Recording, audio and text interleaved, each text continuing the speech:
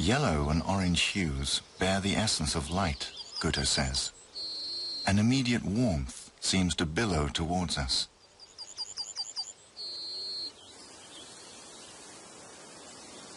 Blue and violet hues, however, bear the essence of darkness.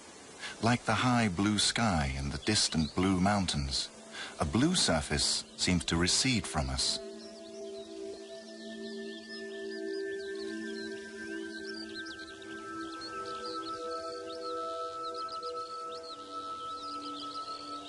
When we look at the world, we see colors.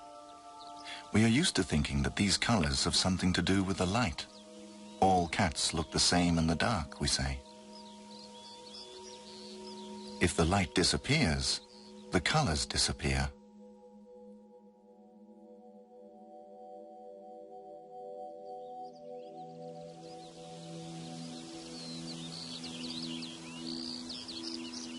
But if the darkness disappears, the colors disappear too.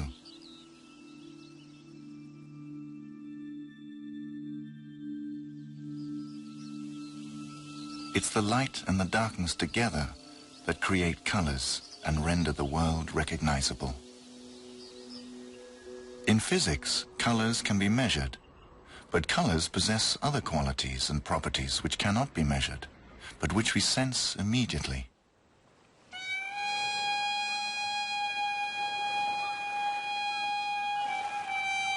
When the sun rises in the east, we may have the good fortune to observe a very special phenomenon.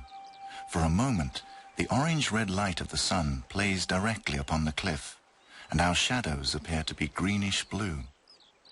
These shadows are actually grey.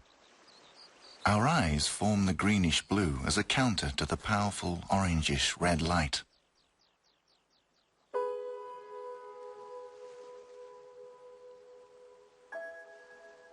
This simpler setup helps to show what really happens. We illuminate a cone, from the left at first with white light, then from the right with white light. There is now a grey shadow on each side of the cone.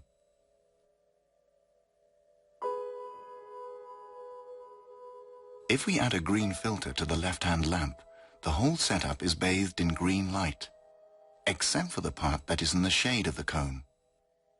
This time, when we switch on the light on the right, which is still white, our vision creates a magenta shade where there is room for it, namely in the grey shadow. If we zoom in until we can't see the surroundings anymore, but only the shadow itself, it stops looking magenta and turns grey again. If we view the shadow in isolation, it is grey.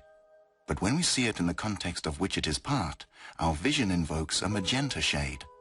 Magenta is green's complementary color.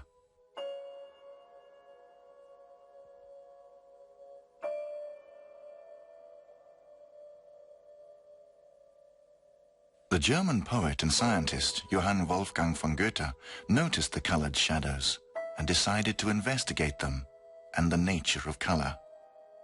Goethe is most famous for his poetry, but he also spent 40 years drawing up a theory of colors, and apart from Faust, he regarded it as his most important work.